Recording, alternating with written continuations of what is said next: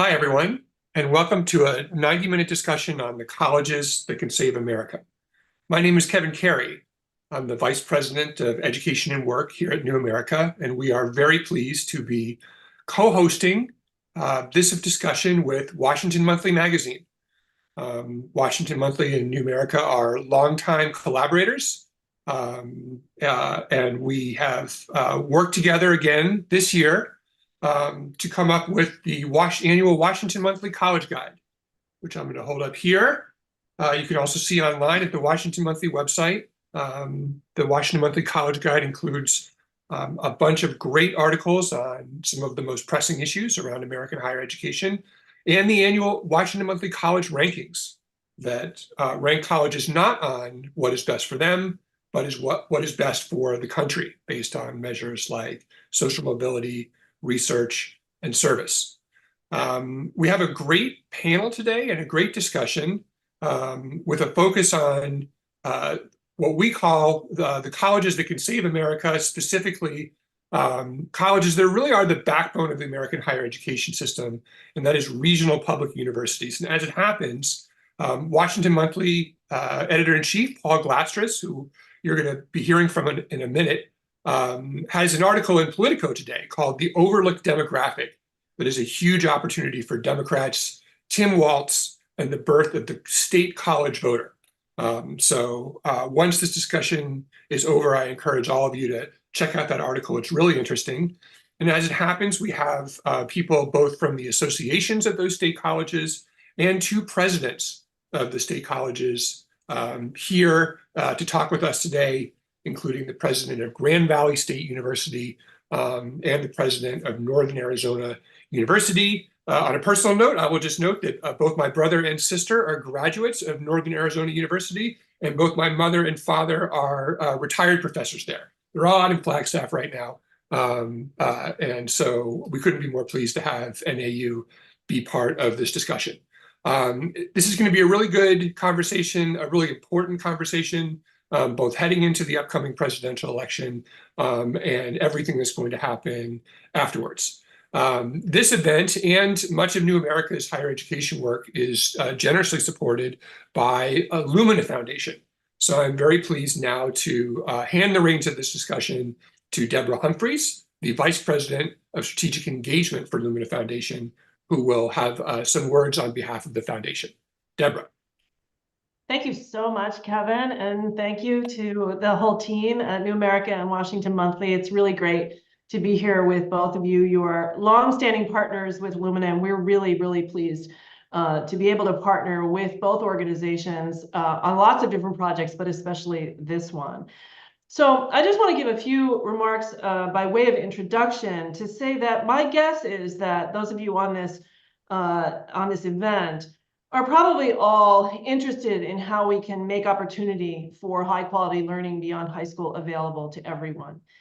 And I want to say that I think Paul and Rob make a really critical point in their introduction to this year's rankings issue. And that is that if we're actually going to make opportunity real in this country, we actually do need a new definition of higher education excellence that measures just how much colleges are doing for our country and for today's students and all those potential students who aren't yet making their way into those quality pathways. So Paul and his team, of course, have been beating this drum for quite a while.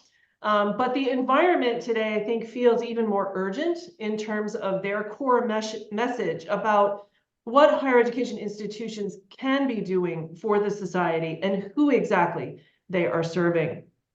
So I think that in this moment, we've all been seeing the effects of a great deal of turmoil across higher education, especially in the last year, led, I think, by obviously the growing assaults on higher education institutions, part of a larger decline in confidence in all institutions, but also a challenge about what the continuing value of college is to individuals and to our society.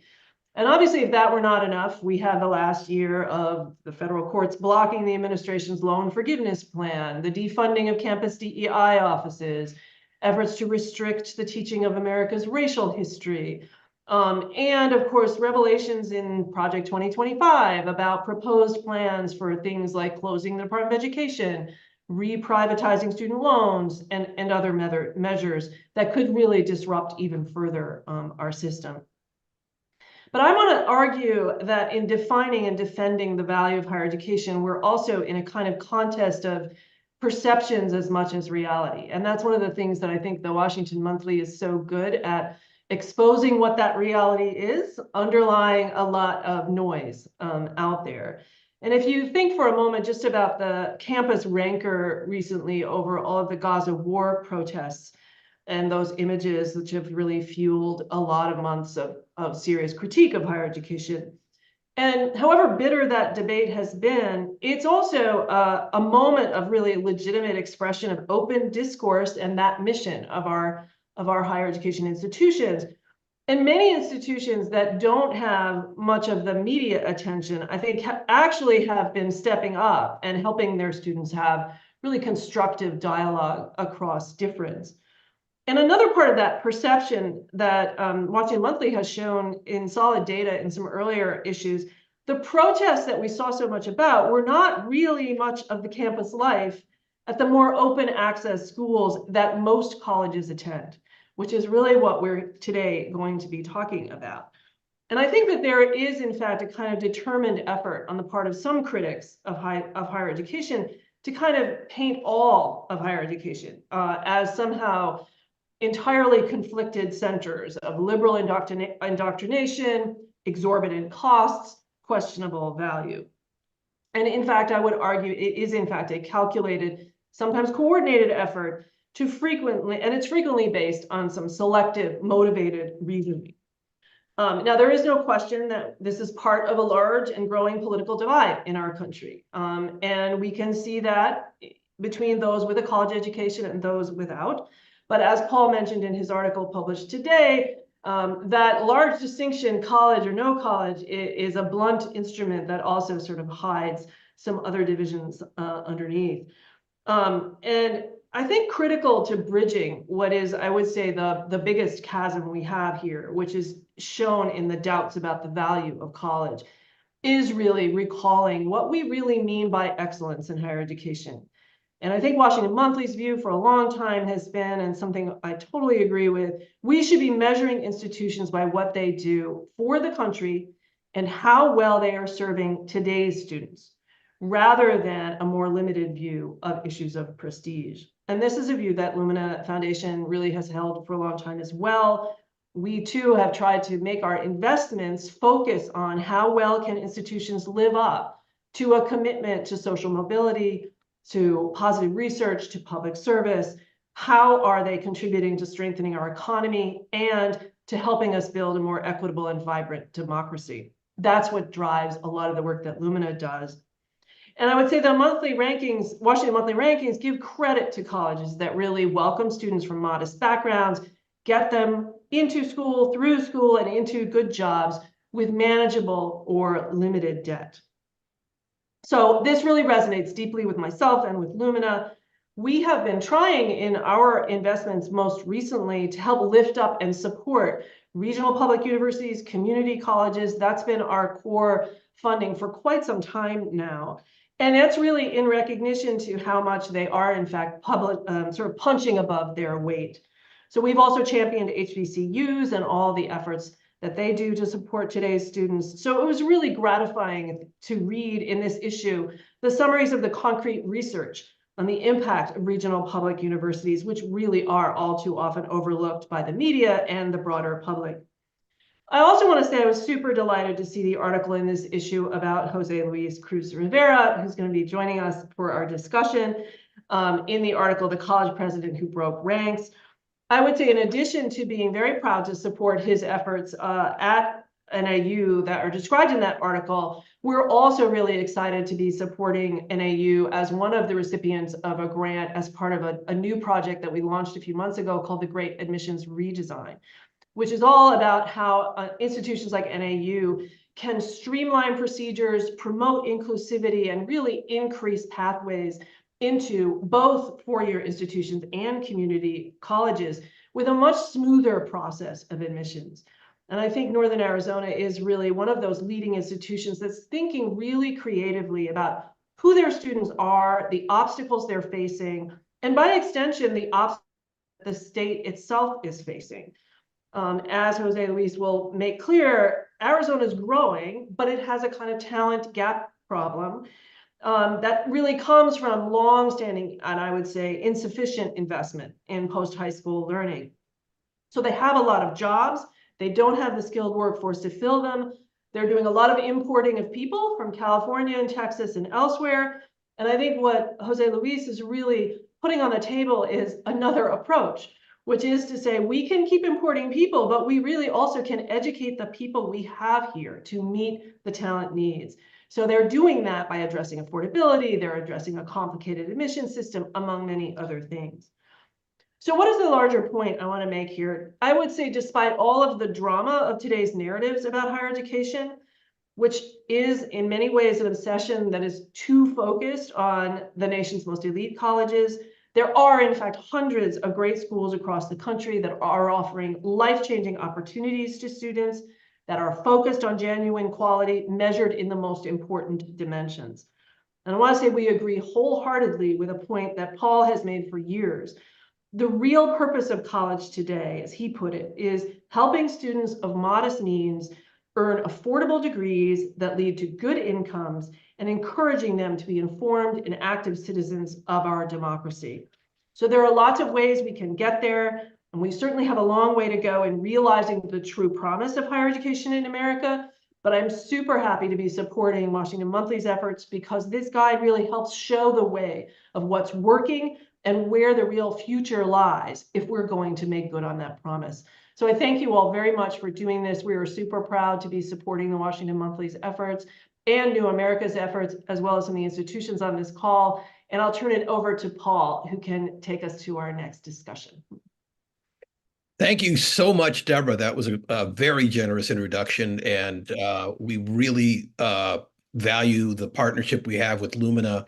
Thank you, Kevin, Carrie, and everyone at New America. I should say Kevin takes a direct hand in the creation of our rankings and college issue every year as the guest editor, and is one of my Svengalis on all this work. We've got a great discussion about to begin with three very interesting, very knowledgeable individuals who represent, study, run this sector of higher education that most people don't really know exists, but when you describe it, they'll say, "Oh, sure, I know that." But it goes by the clunky name regional public universities.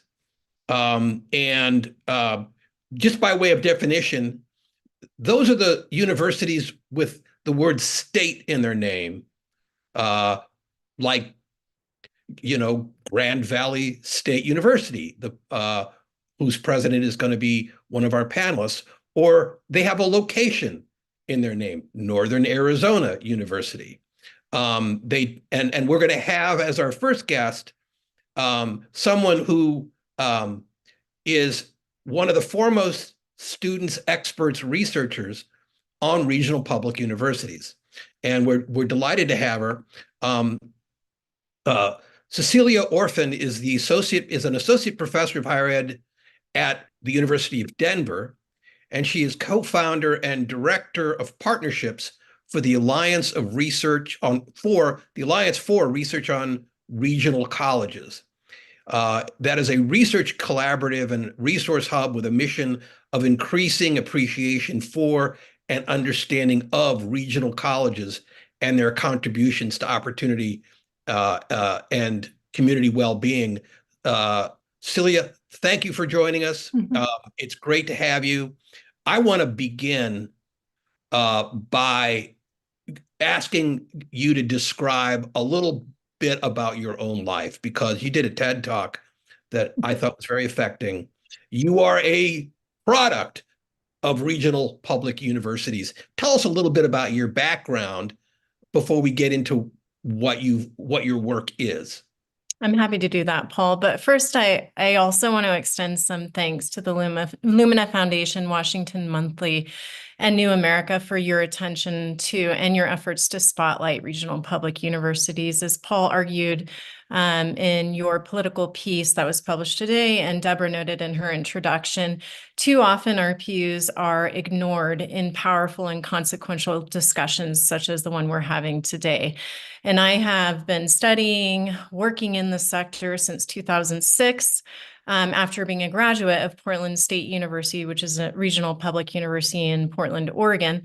And I have to say, it is a long time coming to have this kind of national event and conversation. So thank you. To your question about my own experiences with regional public universities, I usually state this by simply saying that a regional public university changed the course of my life and that of my family's. And I'm not alone in that story. So I'm a first-generation college graduate. My mother had an 8th grade education. I experienced homelessness as a child. I like to joke I've been on probably the receiving end of every federal government aid program there is, including welfare, housing assistance, the Pell Grant, and other forms of aid. And so I initially, my first year out of high school, enrolled in a state flagship, Oregon State University, and I lasted a year because I found that campus to be incredibly forbidding, alienating, and frustrating when my professors and my academic advisors didn't understand why I had to build my course schedule around my work schedule because I was supporting myself and part of my family while going to school. And so after that, I attended a community college for a year, had a wonderful experience, Lynn Benton Community College in Albany, Oregon. But I knew I wanted a bachelor's degree, and I knew a large flagship wasn't for me. And I'd heard about Portland State University in Oregon. And one of the things I had heard is they have a pretty well-known reputation in the state for their mission to serve the Portland community. In fact, their motto, "Let knowledge serve the city," is emblazoned on a very prominent bridge in downtown Portland. And if you ask pretty much anyone on that campus what the mission of the university is, they'll parrot back that motto to you. And so that resonated very deeply with me because while my family didn't have the ability to support me financially going to college, it was always an expectation that I would go. And for them, it wasn't just about getting a quote unquote good job. And that was part of it because we had experienced economic hardship. But it was also about developing an expanded platform to create change. And so when I enrolled in Portland State University, I was immediately confronted with classes where I was forced to not only learn things about the world, but apply my learning in the community through service learning projects. My professors, many of them were first-generation college graduates and were very public and explicit in that identity. And that was the first time I had had a language around what it meant to be a first-generation college graduate, which was very meaningful for me. It was something that I didn't realize I was, and then I learned to take a great deal of pride in while attending Portland State University. I encountered very small class sizes and just excellent teaching and learning opportunities to do research alongside my professors. And it was just truly a transformative experience. And so when I say that this work is personal for me, it absolutely is. Because not only was my life changed, I now have a daughter, and her childhood and her college experience will be dramatically different than mine because I went to an RPU. I just think that's an amazing story, and it really tracks with so much of the reporting that we did for this issue of the Washington Monthly. And we didn't intend when we set out to do the issue that we would be focusing so much on regional public universities, but all of our concerns wound up going there. They really are, in a way, the stars of higher education, and yet the least known sector. Can you give us just the basics of how many there are, who they educate, and so forth? This has been one of the trickiest questions to answer, and it's been a question that I have wanted to answer for a long time. So in 2022, I received funding from the Spencer Foundation to create a list of regional public universities because currently there is no list of schools in the sector, or prior to our research, there had been no list. And I was really interested in taking a data-driven approach, meaning I wanted to see how groups or schools group together based on shared characteristics rather than applying my own preconceived notions onto the sector. And through that research, we identified 470 regional public universities that are spread throughout the United States and a few territories. You can find the list on regionalcolleges.org. And we found that these schools span 9 Carnegie classifications. They grant everything from associate's degrees to PhDs and everything in between. They enroll 5.1 million students. On average, they're about medium sized, but we have a number of schools like Northern Arizona University and Grand Valley State University that are in between 20 and 30,000 students and have larger enrollments. 29% of the sector meet the enrollment thresholds for minority serving institution status, meaning that they enroll a large proportion of their students identify as an ethnic or racial minority and can access grants through the federal government to support their efforts to educate those students. And then other work that we've done through the Alliance for Research on Regional Colleges was to create a rural serving institution designation, because that's another sector that often is ignored or is not doesn't receive as much attention, but is incredibly vital to rural communities. And we found that nearly half of regional public universities serve rural communities. And in fact, NAU and Grand Valley State University, we identified as rural serving institutions, as well as RPUs. So those are some of the data and the facts. But I think what's important to understand is that these schools share a tripartite or a 3-part mission. And the first part of that mission, and probably what they're best known for, is that they foster post-secondary access. And they do this through low barriers for admission and efforts to diversify their student bodies and have their student bodies reflect the racial and demographic diversity of their region. So if you look at the profile of students that attend regional public universities, they are truly reflective of the profile of people who live in the United States. And they are also affordable. And so that's a really important way that they foster access. When I was a student, and these were different times for Pell, but I qualified for maximum Pell grants and the Oregon Opportunity Fund, which is the state's need-based aid program. And it paid for my entire tuition at Portland State University. And I had money left over for books and housing. And so that's a different story now, but that still speaks to the affordability of RPUs. And we find through our research, on average, their tuition and fees are around $9,000 a year when compared to state flagships and non-RPUs, which are closer to $12,000 and higher. And so because of that, students graduate with far less debt. So that's the access piece. The second part is a real focus on student-centeredness. So you will see students woven throughout everything these schools do. They are reflected in strategic planning goals, in faculty tenure and promotion guidelines, in incentive programs on campus, in the mission of the institution, and in everything that the campus does. They're continually trying to understand how can we better serve our students. And part of that is trying to understand the unique students that they serve. So many of them serve large shares of veteran students, adult learners, immigrants, students of color, first-generation college students like I am. And so there's a great deal of effort towards trying to tailor campus activities and initiatives and the curriculum towards the needs of their students. And the final piece is that they are regionally serving institutions. And this shows up in a lot of ways. Now, there's been really good research done by the Brookings Institution and some others showing just the vital work that regional public universities do to support the economic and workforce development of their regions. And that cannot be overstated. So they are educating many of the professionals across sectors, education, government, business, healthcare, who remain in the region.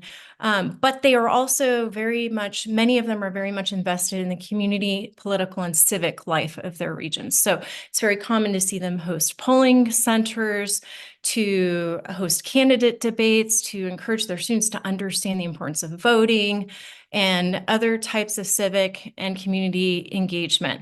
And they're also partnering with local nonprofits, local government to address some of the issues facing their communities and regions. And so instead of being nationally or internationally known and engaged, which some of them are and do quite well, they're really thinking mostly, what does our region need from us? And how can we better serve our region? Yeah. So we got so many statistics and knowledge from the work you all did. And so I'm going to kick back some stats. I don't know if I got them from you or we reported them elsewhere. But I think what most people don't understand, even people who know a lot about higher education, is the elite schools, the selective schools that everybody hears about, that are in the news constantly, supply about 5% of the bachelor's degrees in this country. Yeah, Regional public universities supply 45%. that's right. This is by far the biggest chunk of bachelor's degrees come from these schools that are almost never talked about when, Right. you know, the cable networks and, are talking about what is happening to colleges these days. And another fact that I didn't know till we did this reporting, and that is the degree to which these colleges, as you say, reflect the demographics of the communities they serve. I think 60% of all Blacks with bachelor's degrees got That's them right. from regional public universities. And the other thing that we found in our reporting, and the Upjohn Institution has done some fabulous work that guided this, is the return on investment that states get for their tax dollars compared to other investments they might make. When people think of state schools, they think of, the University of Michigan, right? That's a state school. Well, that's, as you call it, a flagship. That is a highly selective school. A lot of their students come from out of state. A lot of the others are from upper middle class backgrounds in the state. When they graduate, they are as likely to leave as not. At the regional public universities, most of the students are from the state or even nearby the campus. And something like 80–90% of them make their careers in the state or in the region. And so the investment in those students from the state tax dollars comes back to them, comes back to the state and to the taxpayer. You and I talked about this when I was reporting the story in Politico, that's in Politico today. And I kind of learned from you some of the attributes that distinguish regional public university students from, say, flagship schools or elite private schools like the Harvards and the Dukes. They are a kind of different demographic. And I don't want to, divert our discussion into, political horse race, but give the audience a sense of how the demographic of the regional public student graduate differs from other students. Sure. And I want to touch on an earlier point you made before I do that. And that is, I'll tell a quick little story. I was at an event in Oregon in 2019, and there was a state legislature there talking about higher education funding and policy. And in the same breath that he said the University of Oregon currently has more Californian students than Oregonian students, he also wondered aloud if the state needed its Eastern Oregon University, which is a rural serving institution.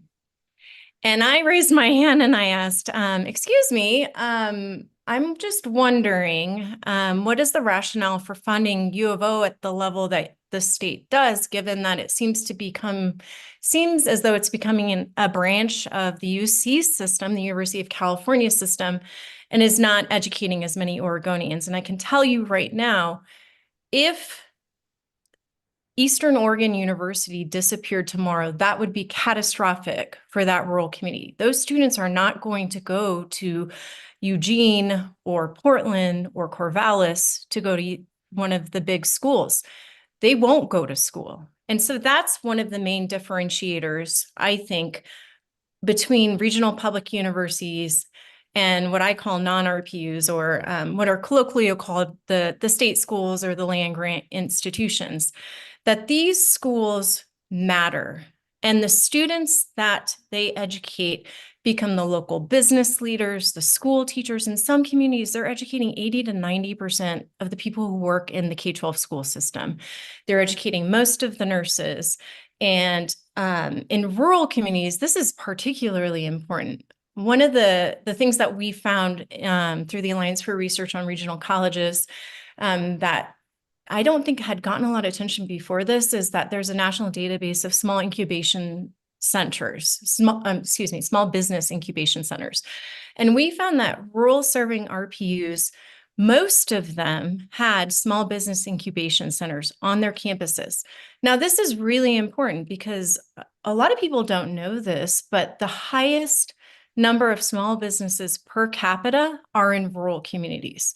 So that is a direct service to those rural communities and the graduates and the leaders in those communities. And so when we think about that question of who are RPU graduates, they are those local leaders across sectors. And like I said earlier, they tend to reflect the demographics of that region. And what's truly phenomenal about them is they take students like me who would have been excluded from other types of institutions, give them the opportunity. And now I'm a tenured professor helping run a national research center. That is an RPU story.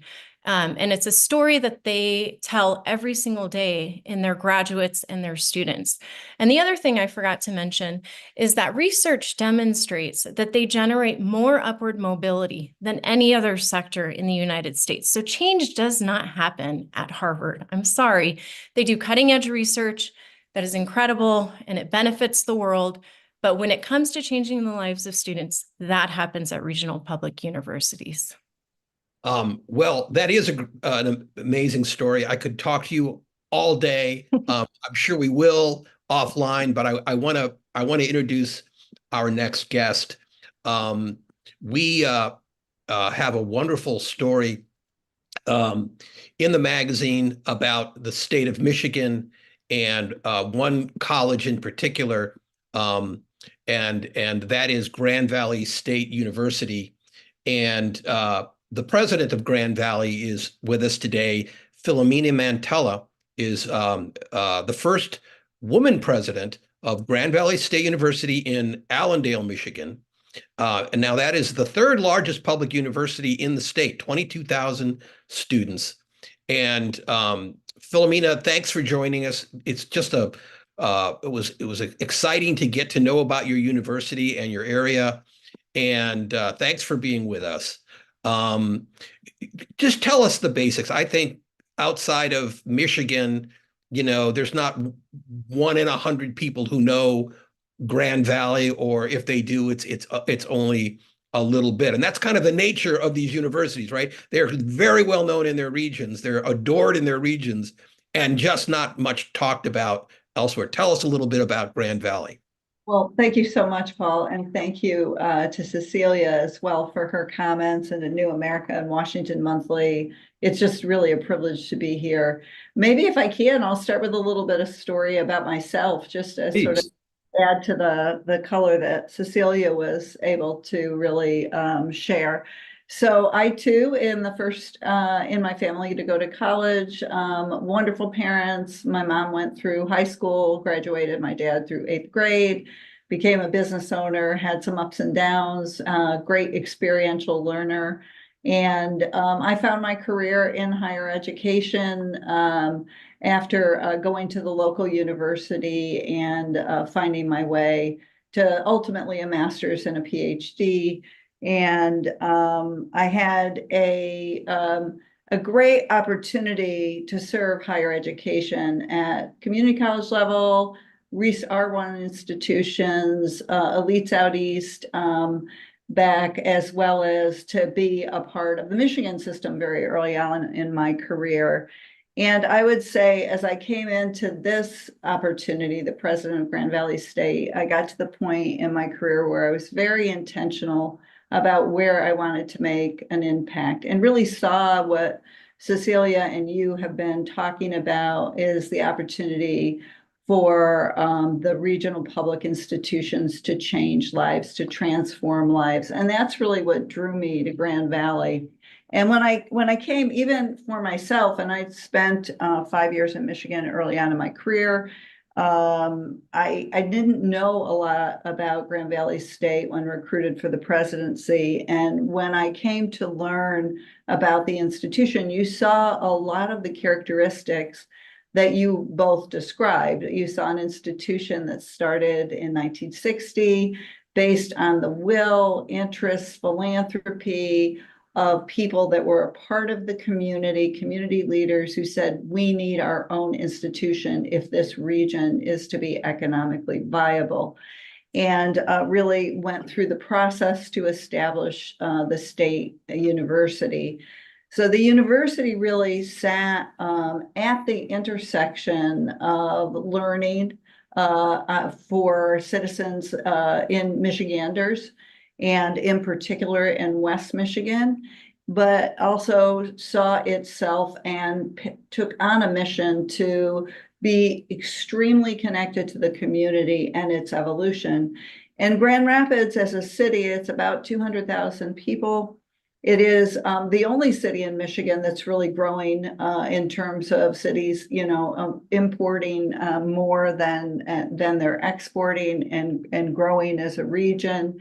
It's a vital region, and the university has been quite similar. They're kind of inextricably bound to one another, where the university through the 60s to today, grew from its early class of 200 to 22,000. It's continued its vibrance. It's moved from Allendale to part of the university be situated in Grand Rapids proper in 2 locations. One downtown in the middle of the city, and one on what we call the medical mile that's focused on healthcare. So it's always moved with the region. It's always served students largely from the state, and it has demonstrated its ROI in both of those ways, and being able to move students at the baccalaureate degree successfully into careers and to keep them in the state. And we were just so pleased to see the work of Upjohn and the work that Washington Monthly did to really showcase Grand Valley.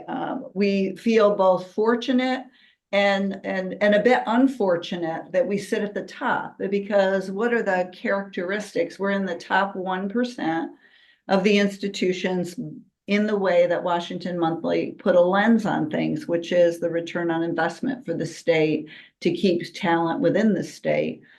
And so Grand Valley, for $100,000 of state dollars spent, keeps approximately 5 students, workers in the state contributing, and with the average nationally at 1.4, and Michigan slightly above that. So over 3 times as many students, and for the state dollars invested. Now, the good part of that is we've been healthy in our growth. We've been relevant by focusing on the kinds of programs the economy needs.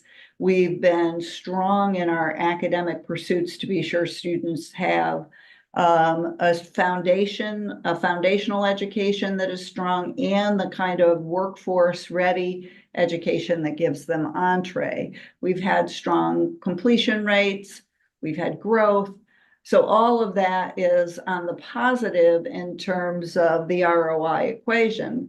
What's on the negative, of course, is the low level of state investment. We are the second lowest in the state of the public universities, regional and flagships, in terms of dollars invested per student. Part of that is a function of when and where the institution started when it was first funded. Part of that is because funding formulas are hard to change. There's always winners and losers. And so the state continues to increment up in good years, hold or increment down in bad years. So the inequities simply grow if you're a growing institution. And so our growth, our vibrance has outpaced the state's willingness to fuel and fund it. We have that impacts what you can do, right? I mean, on the one hand, as you say, great investment of those tax dollars, but there's a whole lot. What more could you do if you had some extra funding? And you've gotten some extra funding from the state over the last few years. Yeah, there was a movement over the last few years under Governor Whitmer for floor funding to try to bring the universities that were in the bottom quarter up to a floor, which was wonderful. But the challenge of that is if you keep growing and that's not formulaic, but in fact is an adjustment, you just quickly go back out of sync. So I think that has helped. But it contributes to what you're saying is that if we had more funding, particularly if you hold value. So I would say first that we have not pushed tuition because we don't have state funding. So we have made a commitment as an institution to keep our tuition in the bottom quarter, tuition fees, room and board in the bottom quarter of those Michigan publics, irrespective of the state funding. And literally all the state funding, if you look at the state funding dollars we get, it literally goes back out the door for direct student financial aid. And so there's not really a state subsidy except for supporting students to attend the institution and also our commitment to maintain our costs low. Even at that, we have been doing, we're pushed to innovate. That's a good thing. And we've been doing some great innovations. We've been doing some great work at keeping a cost containment. We've started a college of computing because we know technology is going to drive our economy going forward. We've doubled our nursing program because they're in demand. We've done a lot of work. But if we had more state dollars, that 3x tech commitment, which is fueling a region that says it needs 10x in tech commitment, we could do 10x rather than 3x and really move the state economy forward because we are committed to start sort of outside in with what the needs are, to build efficiently, and to not simply use dollars in order to increase our funding per student, but to use dollars and our efficiency to move the ball farther, move the ball faster. I know I've learned so much about your university and you in particular that I've got a bunch of other questions. I'm going to hold them for our Q&A because there really is a lot more to be said about your model, about what you've achieved. But for the moment, I want to move on to our next guest, who is somebody I know personally, Jose Luis Cruz Rivera, in certain reform circles, is very well known as somebody who's been fighting the good fight, as the Washington Monthly sees it. But most recently, for the last few years, as president of Northern Arizona University in Flagstaff, Arizona, that state's third largest public university with 2,800 students. And Justice Filomena was Grand Valley's first female president. Jose, you're the first Hispanic president of that largely Hispanic or disproportionately Hispanic serving institution. Welcome. Thanks for all the work you do. Let me begin with the question of, you know, why you came, you were offered this job to be president of Northern Arizona University, and you had a job, you know, that was, you know, in a sense, a bigger job, a more prestigious job, and you took this one instead. And you did what most college presidents don't do. Most college presidents, when they come in and they take over a leadership of a university, they say, I'm going to make this university, put this university on the map. And putting it on the map is typically, let's get let's up our selectivity and get, you know, a better sort of student.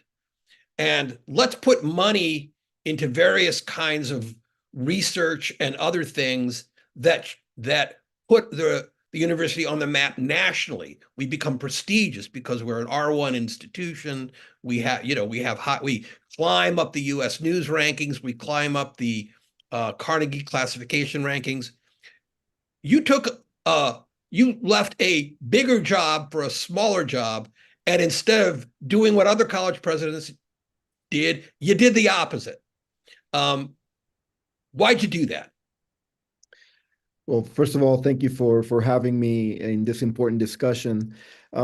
Yes, I was the executive vice chancellor and university provost for the City University of New York, which, as we all know, is the world's largest urban university, serving 500,000 students in the city.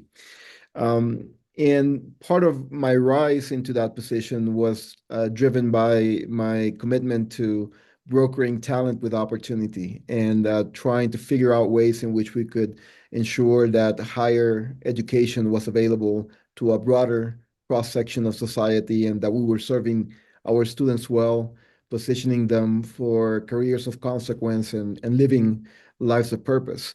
And so when the opportunity at Northern Arizona University came about, there was some question, professionally and personally with my family, as to whether this was the right next step. But the more we learned about the opportunity, the more convinced I was that it was the place where we needed to be. And that is for several reasons, but just a couple of them. One is the realization that there was a very unique backdrop against which the work at NAU would be done, which is in the state of Arizona, one of the fastest growing economies in the country, with billions of dollars being poured in almost on a weekly basis from the standpoint of new semiconductor manufacturing plants, electric vehicles, smart manufacturing, you name it. A promise of thousands of high-paying jobs being available in the next several years because of this economic growth.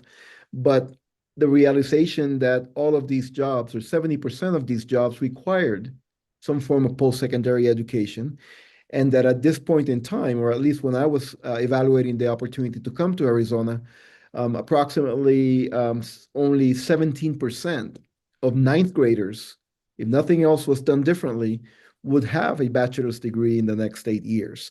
And so it was clearly, to the topic that we're discussing today, an opportunity to drive local change for the better, ensuring that the people of Arizona had an opportunity to contribute to and benefit from this new economy. And in thinking about that impact for change, the fact that the Board of Regents was very much aligned for our university to take on more responsibility in the area of access and workforce development, in concert with the University of Arizona and Arizona State University.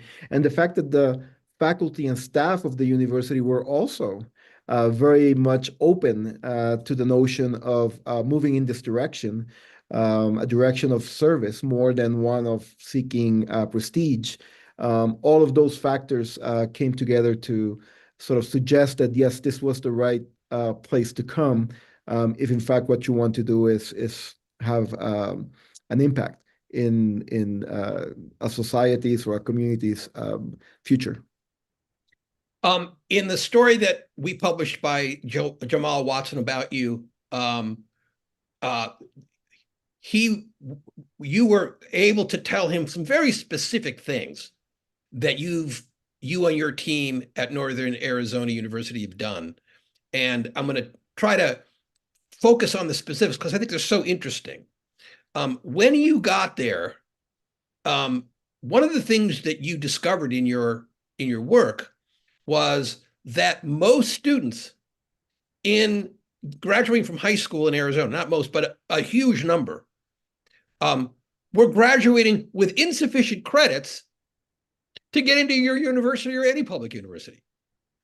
And so you want to know why not enough college graduates in Arizona? That's one of them. And so you worked with your counterparts at the other universities and you got that changed. What did you do?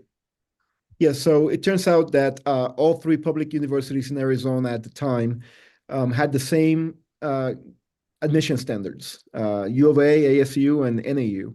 And that is students needed to graduate with a 3.0 GPA to be assured admission, and that they needed to have 16 core courses approved by the time they graduated high school. Now, the state of Arizona only requires 14, not 16.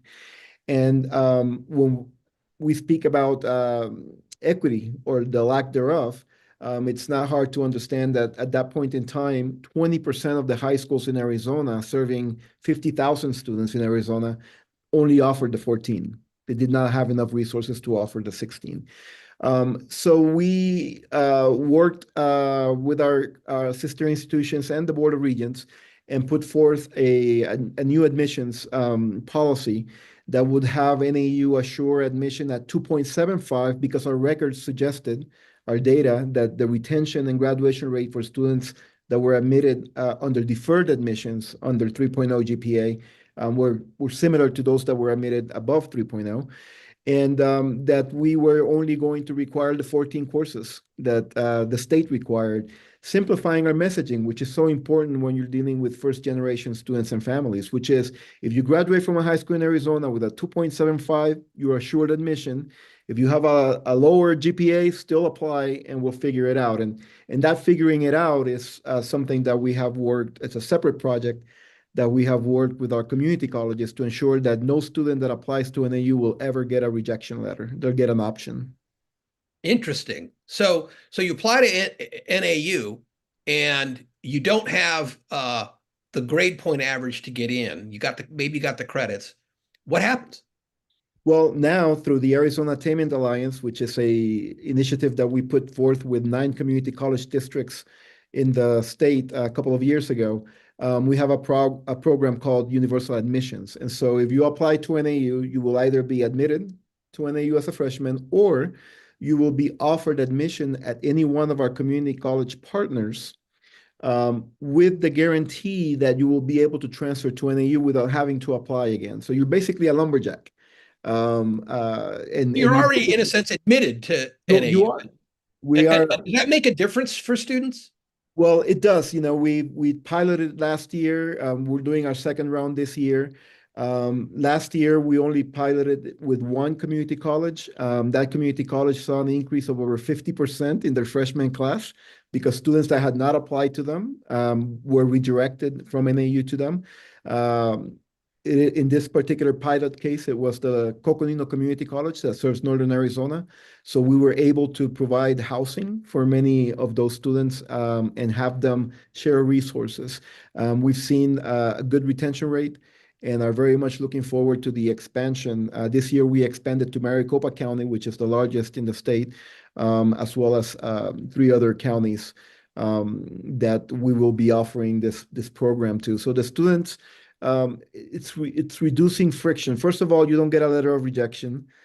You're admitted to a post-secondary program with automatic transfer once you comply with the requirements to NAU without having to do anything else. In fact, NAU is also providing resources at those community colleges locally in terms of advising to ensure that those students have the resources they need and the support to transfer to NAU. So it's removing a lot of those artificial barriers that exist in the pathways. Let me just make sure that our audience understands. You came to NAU, and what you did is you lower the admission standards, right? That's going to hurt you on on the U.S. News College rankings. That's like the opposite of what every other college president would do. You're not worried about that? I'm not, and actually, I have great news to share. So, um, I came here from the City University of New York. Before I was at the system office, I was the president of Lehman College in the Bronx. And so I know that you can provide students both academic rigor and the student support services they need to succeed.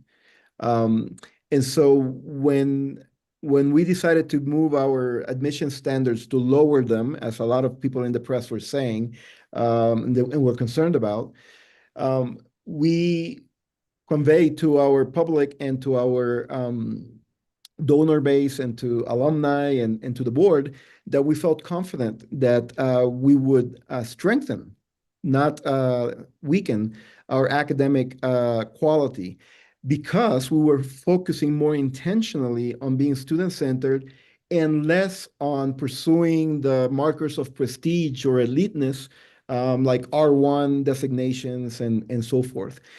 And the truth is that since we've made these changes, our admissions, the profile of our freshman class has improved.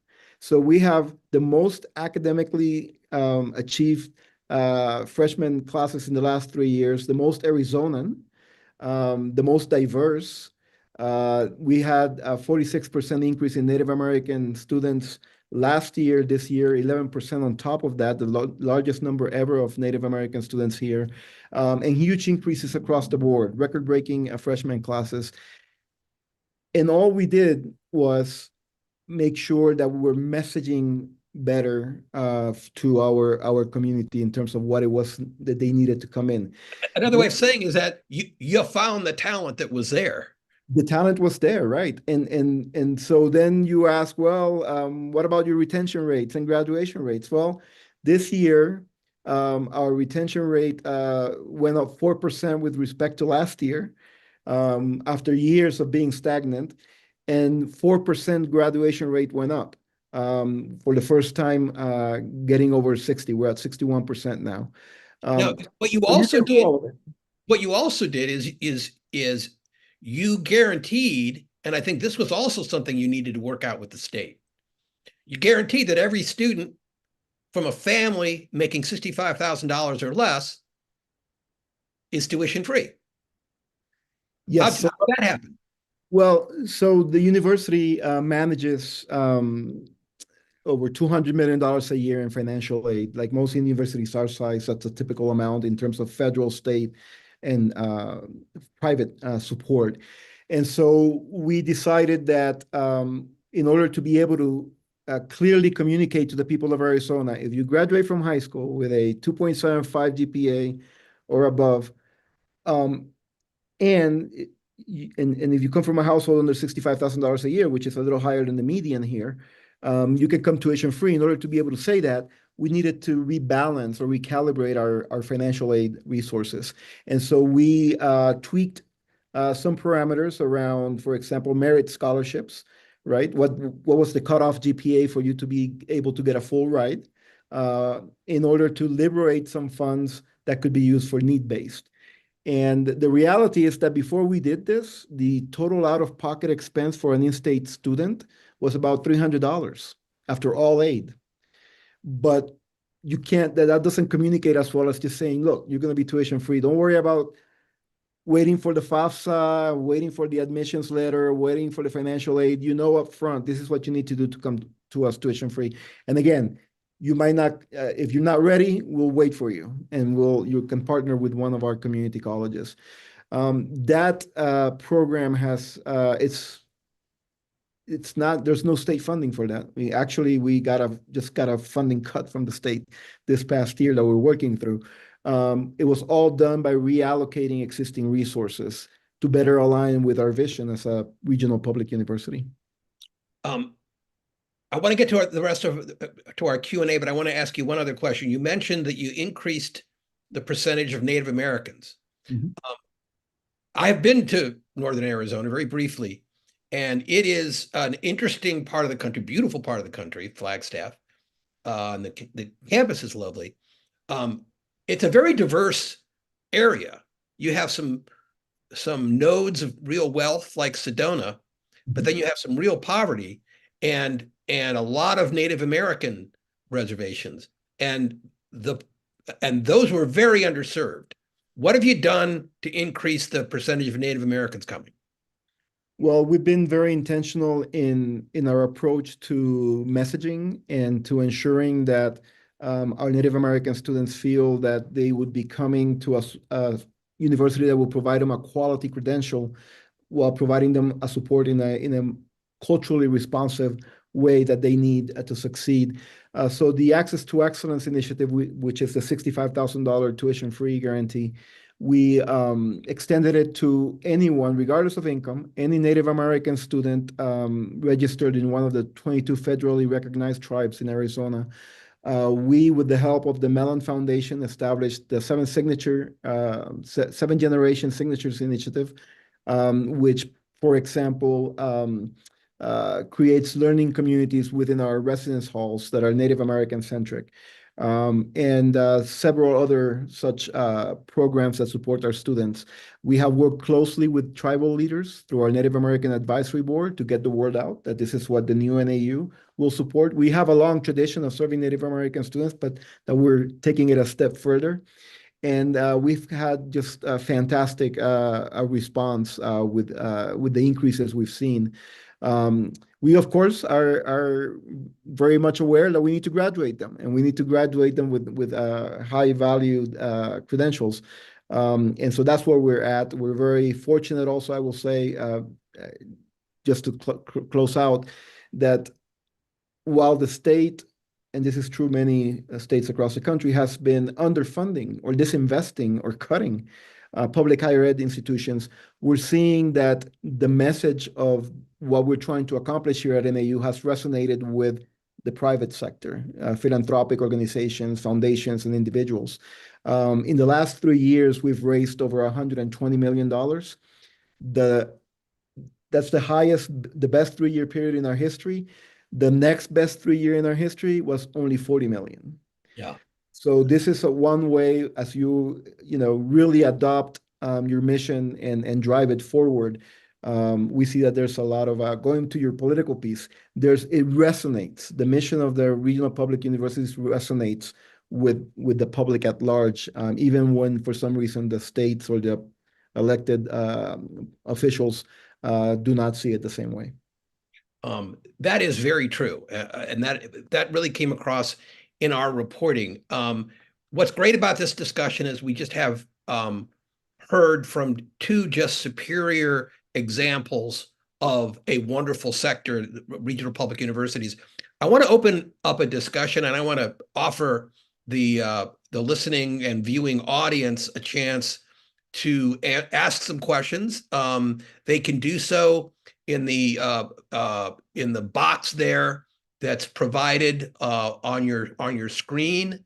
Go ahead, folks. Send some questions in. I'll read them. I'll try to get as many of them into our panel as I can. I want to bring Deborah Humphreys back into the discussion, Kevin Carey back in the discussion, and one of the things that I didn't ask our panelists so far, and I want to get into, and that is when the public feels, and Deborah, you were alluding to this, that universities aren't fulfilling their mission. Often when you look at surveys, and Kevin's organization has done some first-rate work on this very recently, there's the sense that, universities aren't preparing students for jobs. They're getting art degrees and they're becoming baristas. And why should we be supporting universities with our tax dollars when the students are getting degrees that don't matter in the marketplace? One of the characteristics of regional public universities generally, not all of them, but many of them, most of them, is that they really are integrated into the corporate nonprofit employer base of their region. Deborah, that is something I know Lumina is concerned about and supporting. How important is that?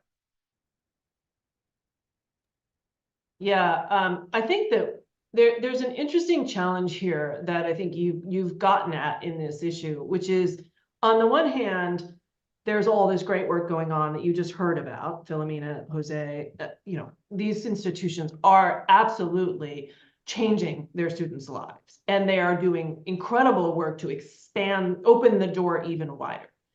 At the same time, you have a sector that is struggling to keep up with a changing environment around employment and a changing set of needs for both the economy and the students we're trying to serve. So we shouldn't as fabulous as Philomena and Jose are at what they do, we shouldn't underestimate the challenge here. It is a pretty big challenge. And while it is demonstrably true that if you get a bachelor's degree at an institution like we've just heard from, your chances of getting a good job are quite good. And they are far better than if you don't pursue any kind of college. That is absolutely clear. Most of the public gets that. They do understand that. Kevin, you have to keep me honest here on the public opinion stuff. I know our teams have gone back and forth on this, but in general, most of the public gets that they need something beyond high school in order to succeed. But a lot of institutions, not necessarily the ones on this call, are expensive. And a lot of people really are borrowing more money than they would have in earlier generations. I borrowed money, was a first generation college student, but it wasn't a huge amount of money. And I did graduate on time and I was able to make my way to pay it back. People are really concerned about that. And for some people, even a small loan, especially if they don't graduate, is a lot of a burden, right? And so people in the general public sort of hear about that and they think, maybe this really isn't worth the money. And even though we can throw data at them and say, no, it really is, most people don't have as much loan, go to a place like Northern Arizona, you'll be fine. There's those two things, right? The economy's changing a lot. The needs are going up in terms of economics, and the affordability question is a real question. And it's a real struggle. And not everyone is doing as aggressive a move as Jose Luis and Philomena are in terms of keeping the cost down. So I think that's sort of the environment we're in. And I think what we feel is there's a couple of things we need. We need a lot more transparency about which degrees are actually delivering, because the truth is some of them do better than others, right? There is a profile. Philomena mentioned, like, you guys are, one of the things that is also really important about the kinds of institutions that we're hearing from is they're close to the ground. They have really good relationships. Community colleges are like this too. You have relationships with your local economic environment. So you have a sense of, oh, we need more nurses. We need more fill in the blank. Now, you can do that. The transparency is one thing. Then you have to build those programs. And this is, I think, one of the, you mentioned what could Philomena do if she had more funding. Those programs need to be built. They need to be staffed. And some of them, healthcare, things like that, you can't turn them on overnight. You have to build them over time with resources. So there's just it's like a puzzle piece, right? And the public, I think, is confused because they're nervous about the loans, they see the high prices, and they see the economy changing. And so they're nervous about that. They're not wrong to be nervous about that. The sector needs to step up to the plate, right? And get the transparency, get the things in place that can help people get on the path, get to the finish line. It's a lot that we're asking institutions to do. I want first Jose and then Philomena to very briefly tell us what, as Deborah said, you're close to the ground. You need to build programs to connect students with jobs. I think I have this right, Philomena, something like 75% of students at Grand Valley State do some kind of a paid internship or apprenticeship. Is that right? That's right. Any kind of experiential learning, yes. That's kind of an extraordinary percentage, right? That's not typical. That's right. And we're trying to take it to 100%. Jose, what is it that I know you're doing a bunch of things, but where do you see the university going and what are you trying to do in this area of connecting to employers? Sure. So on the academic front, the first thing that we have done is created a 100% career ready initiative, which I am so proud of our faculty and leadership here. They have been working on translating the learning outcomes, which we're very good at defining for every single program, into skills and competencies and career paths, so that we can better demonstrate how our degrees, regardless of whether they're in the professional field, STEM, or the arts, connect to the needs of Arizona. Through the Arizona Attainment Alliance, we have brought in the Arizona Commerce Authority, who is in charge of retaining existing industry and business, importing new investments, if you will, and growing our industrial base. We have partnered with them to ensure that we can focus our investments at the university in the H3 sectors, which are the high wage, high demand, high skill jobs. And so we're doing that alignment. We're also working with our regional industry groups like the Greater Phoenix Leadership Alliance and Tucson and here in Northern Arizona to connect our students with internship opportunities. So it's a broad portfolio of efforts, but I will say that after having been a while being around for a while and in various places, it is refreshing to see a 4-year institution really moving past learning outcomes and into actually how do these translate into the real world.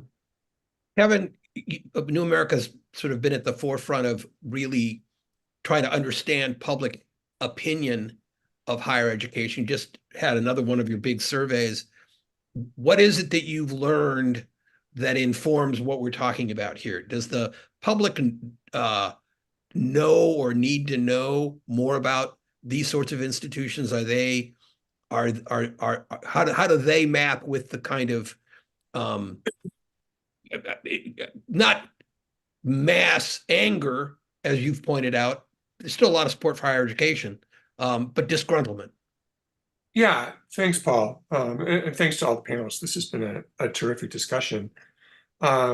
New America does do an annual survey. It's called Varying Degrees. You can find it on our website, newamerica.org. I think this is the 7th year that we've done it, and so we have a lot of different questions about how the public thinks about higher education. We break it down by political affiliation if you're curious about that. And one thing that we've been talking about recently, and we actually published an article on the Washington Monthly website about this, is that there's in some senses some like confusion among the like punditocracy about how Americans feel about higher education. There are very real concerns, absolutely. As Deborah said, people are right to worry about access. They're right to worry about affordability and student loans. Those are trends that have been moving in the wrong direction for a long time. Some, although as other panelists have noted, not most institutions have been kind of caught up in various kinds of culture wars that are playing out in different ways in different kinds of institutions. But what we found is, and I think this is the important point, Americans expect more from higher education, but they're not turning away from it. And that is the important distinction. When we ask people, they say, yeah, absolutely, college should be more affordable. And then when we ask them what should be done about it, what they say is the federal government should spend more money making higher education affordable. Even the majority of Republicans think that. People who are, ideologically perhaps less apt to support more federal spending, they do want the federal government to spend more money on that. And that's true even as partisan attitudes about higher education has changed over time. And so, part of the message I would say is that this vision of a high quality, accessible, affordable public higher education, to the extent that it's still out there in America, regional public universities are where it's at. Those are the places that people can go to that have an expansive attitude towards what kind of students they welcome and are part of their community. These are institutions that are not obsessed with becoming more selective, or at least The good ones are, most of them are, there might be a few out there that are leaning in the wrong direction, but by and large, these are institutions that understand their public mission is not just to handpick a small number of students who would succeed anywhere. Their mission is to serve their local regions, their local communities, and to some extent, national communities, and educate all kinds of students. The extent to which they become more or less affordable really does vary quite a lot by state.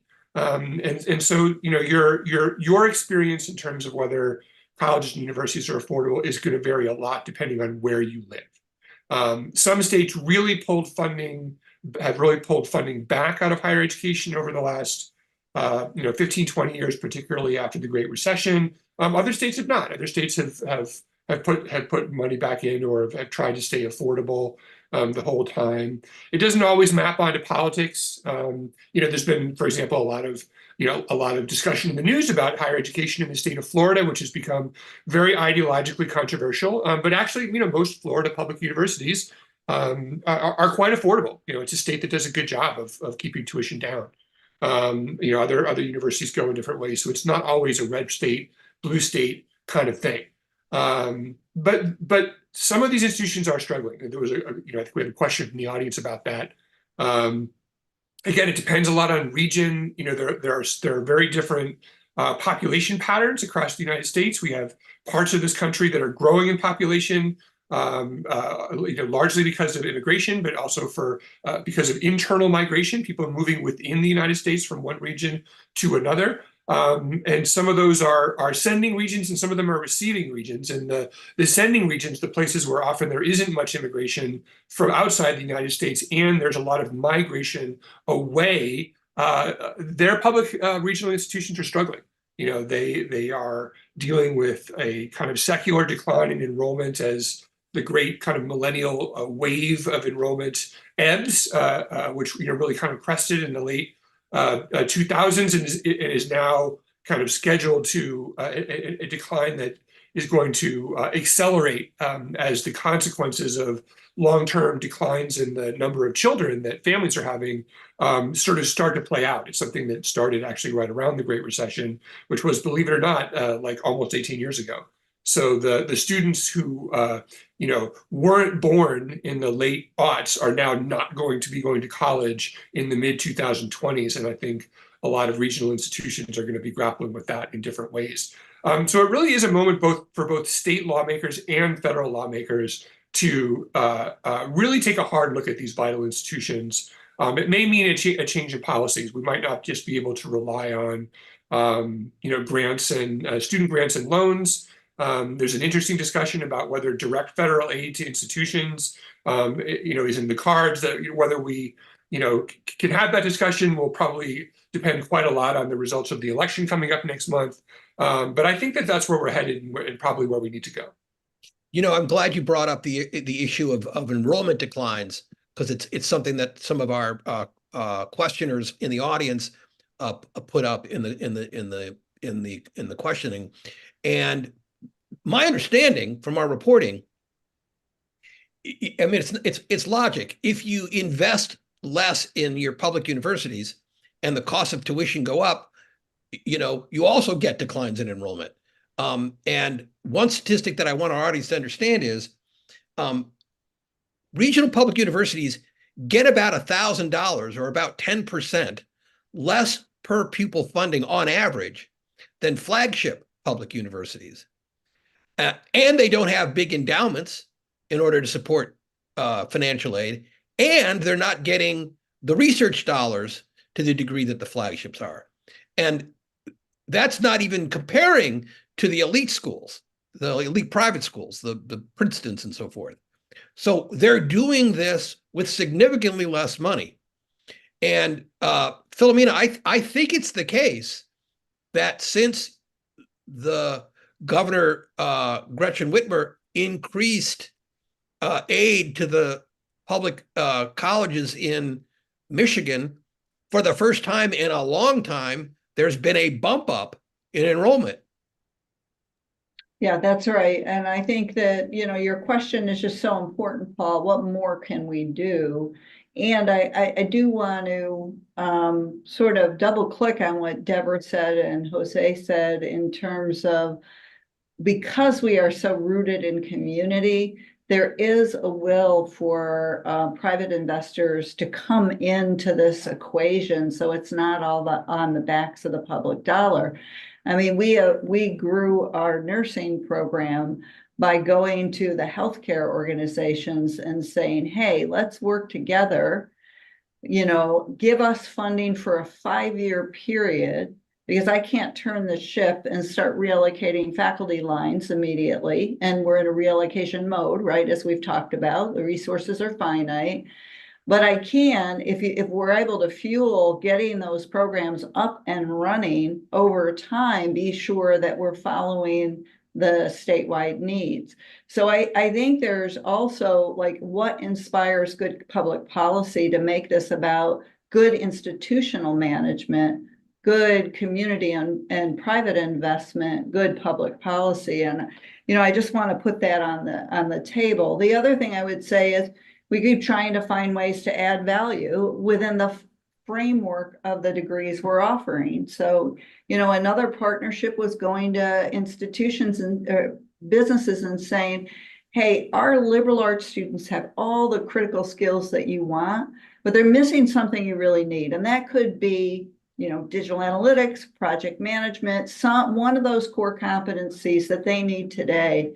How about you help us stand up certificates within the degree, pay for the experience so they come into your company in their final year, and we'll have them make commitments for the year after or 2 years after, should you offer them a job in exchange for some of what they've done, what we've done to scholarship and build the program. So we're trying to be really creative to be sure that every student has digital analytics, every student, heck, whether they're coming out of philosophy or psychology or whatever, also has a work-ready skill and experience. And then that brings in other investors. Where we're missing is there's no public policy catalyst to say, hey, that's really good work. And let's be sure that funding, even if you think of experiential learning funding, government hasn't gotten into that space at all. And that is, both seeding the economy, being sure talent is workforce ready because they're getting the experience, and students are getting skills to practice and be sure they're in the field they're gonna want to make their impact in. So lots to say in this space, but I just think it's rich for opportunity as we look at the public policy questions. You can't really separate public policy from politics, and I don't want to again be too political here, but we are at a point now when just 5-10 years ago, when you talked about higher ed policy, nobody knew what the politics were, right? You always know what the politics of taxes is, right? Republicans are for cutting them, Democrats are for keeping them or maybe raising them. When it comes to higher education, there was a time when you didn't know what a Republican position was on higher ed and a Democratic. That's changed, right? There's a lot more hostility toward higher education on the Republican side today for reasons that we understand, right? A lot more of their voters didn't go to college. And so politicians play on that. They think there's an advantage to it. But we need to have, in my opinion, some cross-partisan agreements on higher education. And I'm going to just throw this question out to the group, but it's more of a statement than a question. I really do think that the connection between college degrees, and I'm talking four-year here, because that's kind of where the anger is on the right, college degrees and jobs. When you can make that connection, you can get a lot more Republicans to listen, and their tendency to disparage becomes a little less. And Philomena, Jose, has that been your experience? Yeah, I mean, I think there's two places, and you nailed it, Paul, is one, to be sure we're driving the economy and we're being mindful of the needs, and we're being sure students are prepared for the workforce, which doesn't, there's not just a position to therefore they're not prepared for life, right? I mean, like we polarize things often that have no business being polarized. So I think that is absolutely right. And the other piece I think is some level of performance based funding where people say, yeah, we're ready to be accountable. Let me be accountable. Is it ROI in the state? What is aligned with our mission? You know, that's critical. You know, I think accountability and performance along with not letting there be a juxtaposition to career education. I mean, the things that are what I find interesting is when we're working with our business leaders, if you ask them what they need this year, their next year, they nail it.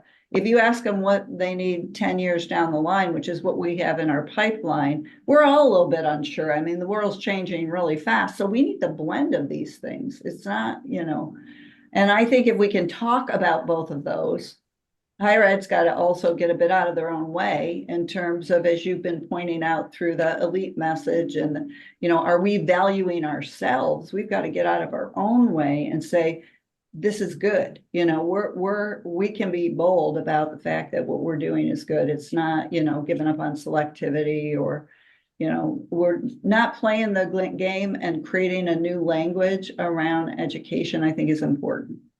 I'm going to ask one quick question because it's such an interesting one from one of our listeners. You know, the Washington Monthly loves solutions, and our listeners have provided a potential solution. I want to hear what you all think. Flagship schools have big sports revenue. See Nebraska versus Tim Walz. Could pooling athletic revenue of public colleges make a difference to state schools?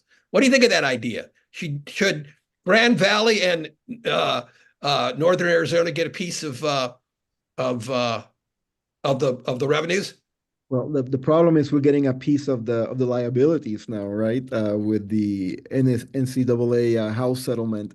So I probably want to be treated differently than ASU and U of A right now. I want to. We only have a couple of minutes, and I want to ask the panel, especially Kevin and Deborah. I think something needs to happen to elevate regional public universities into the debate that happens in Washington. As I said in my Politico story today, both parties have a real interest in politicking toward the state school voter. Nobody does it, but they should. It's a huge piece of the electorate. And one of the things that I think both parties should be talking about is more funding in one way or another for these schools. But if Kamala Harris and Tim Walz wind up winning, both they and their spouses went to regional public universities. And with Donald Trump and J.D. Vance, we have the first all Ivy League GOP ticket in American history, as far as I know. So other than what's going to happen at the election, do you have some thoughts on how to elevate in the discussion the good work of this sector? Yeah, I'll start and then let Kevin have the last word here. I think that the beginning of this conversation needs to be much louder. Like we just have to have, you know, stories like we've heard from Jose Luis and Mantella about who the students are, who they look like. They are not elite people. You know, we just have to tell human stories about the life-changing experience that they're having in relation to work, for sure, but also in relation to their communities, bringing their families along, like the families of the students that Grand Valley and Northern Arizona are educating. You're bringing along an entire family. We're bringing them up, right? And if you tell that's a very human, very American story. I mean, upward mobility and opportunity, you know, it becomes politicized, but it's pretty across the board. We think that's the American story, right? And so we do have to just shine a brighter spotlight on them. I also think we talked about the declining enrollment. To the extent that we are also serving working adults, which I know you guys, your institutions are also trying to expand that, right? Veterans, like telling the story of the kinds of students you're trying to serve and how you're changing their lives in the communities in which they're a part. We did a little bit of surveying recently. We have not made this public. It's for our own messaging purposes. And one of the things you find is that people do see institutions of higher education as part of helping communities that work, making our communities work, right? There is a sense out there that there is too much politicization. What's going on in Washington, et cetera. They're missing we have communities that need help and need to work better. And they do actually, to Kevin's point, they see higher education, particularly your kinds of institutions, as positively potentially affecting that. So we feel like there's something there that we could build on. How you then get the money to flow differently, that is much harder. but it feels like it's got to start from telling these kinds of stories about what the institutions are doing, what the who the students actually are that they're being served, and the communities that you're helping to strengthen. Yeah, I want to reflect a little bit on Paul's assertion that that there's an untapped political opportunity out there around regional public universities. And I think that's very true. And I think a lot of it has to just do with geography, right? So regional public universities tend not to be in, by and large, the quote, urban or coastal enclaves that are very, very democratic. But they also tend not to be, in areas that are extremely rural or, extremely Republican. They're often kind of in the middle. There tend to be a lot of college-educated people who either are employed by them, and college-educated people tend to be more democratic, but they also tend to be in regions that are a little bit more like cities and towns, which can kind of run in the other direction. And so, for example, Arizona's second congressional district that Flagstaff, Northern Arizona University, is a part of. That congressional seat was won by a Democrat in 2018, a Democrat in 2020, and by a Republican in 2022. So these are areas that are probably more up for grabs politically than other places that, for a variety of reasons related to how Americans continue to sort of sort themselves by who they marry and where they live, are kind of just off the board. So they may be sort of disproportionately important for political reasons. And then often the university is the biggest employer in that area. It's one of the most stable employers. You can't take a state university and send it to Mexico and send people back. They need to be there. And so, all of those things. And also, regardless of political affiliation, oftentimes, members of Congress, are still very kind of locally oriented in terms of the interest of their local institutions. And maybe even while engaging in some, whatever the hot new trend in partisan rhetoric might be, are, pretty practical when it comes to the interests of those local institutions. So, all which to say that I think maybe there is a cross-partisan political strategy available to support these institutions in the future. I hope you're right. I think you are right. And but I do know that this is something we're going to hear a lot more about. This is not the only time the Washington Monthly and New America and Lumina are going to talk about this issue. And I think we're at the cutting edge. What you heard here, you're going to be hearing more about in Washington and nationally. So with that, I want to thank our great panelists. Thank Kevin and all the folks behind Kevin who made this possible. Thank Deborah and Lumina and all the great folks there. Thank our other funders of our higher education, the Gates Foundation, Strada Education Fund, the editors of the Washington Monthly who put out a fabulous issue, and our business staff, and we just really enjoy doing this every year. We pour ourselves into it. I hope the audience will go to WashingtonMonthly.com, and there's just a lot more there. We have the first ranking of best colleges for women in STEM. We have the first really good ranking of colleges of master's degrees. We even have a story explaining why regional public universities do a better job of teaching. I won't explain why, but read Jonathan Zimmerman's story. Thank you all. Thanks to our audience, and we'll see you soon. Thank you.